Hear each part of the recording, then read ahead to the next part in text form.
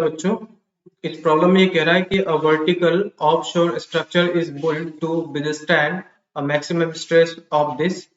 Is the structure suitable for putting up on the top of an oil well in the ocean? Take the depth of the ocean to be roughly 3 kilometre and ignore the ocean current. ठीक है, तो यहाँ पे ocean current वगैरह हम यहाँ पे ignore करते हैं. तो यहाँ पे बेसिकली प्रॉब्लम में क्या कह रहा है कि हमारे पास एक स्ट्रक्चर है, कोई भी एक स्ट्रक्चर है, उसको हम क्या करना चाहते हैं, एक ओशियन में हम इतना 3 किलोमीटर डेप्थ पे उसको हम रखना चाहते हैं और जस्ट इस डेप्थ पे एक ऑयल है, उस ऑयल वेल के ऊपर रखना चाहते हैं. तो क्या वो स्ट्रक्चर इस डेप्थ पे जो प्रेशर लग रहा होगा उसके करस्पॉन्डिंग जो स्ट्रेस है उसको वो झेल पाएगा या नहीं.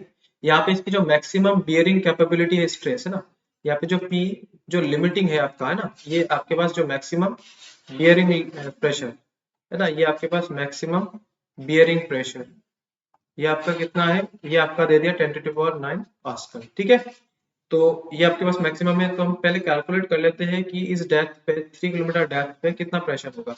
तो जैसे ये अपना सी लेवल का बॉटम पार्ट हो गया, ये आपका ओशन हो गया, और यहाँ पे कोई ये स्ट्रक्चर हमने रख दिया. ये जो स्ट्रक्चर है कितने डेप्थ पे, ये आपका 3 किलोमीटर डेप्थ पे रखा हुआ. तो यहाँ पे जो प्रेशर होगा वो प्रेशर कैलकुलेट कर लेते हैं.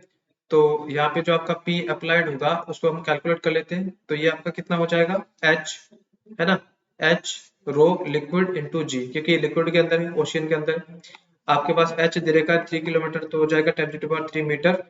आपका रो यहाँ पे 10⁻³ ले लो, क्योंकि यहाँ पे ओशियन वाटर है, तो वाटर का आपने यहाँ पे जनरली 10⁻³ किलोग्राम पर मीटर क्यूब में ले लिया. यहाँ पे जी आप 9.8 ले लो यहाँ पे मीटर पर सेकंड.